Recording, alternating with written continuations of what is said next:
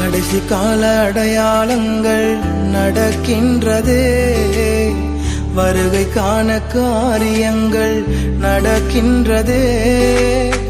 கடைசி கால அடையாளங்கள் நடக்கின்றதே, வருகைக்கான காரியங்கள் நடக்கின்றதே. ஆவி ஆத்ம சரீரம் எல்லாம் பரிசுத்தமாகணுமே, ஆவி ஆத்ம சரீரம் எல்லாம் பரிசுத்தமாகணுமே. இன்னும் உமக்காக ஆயத்தமாகணுமே ஏசையா, இன்னும் உமக்காக ஆயத்தமாகணுமே.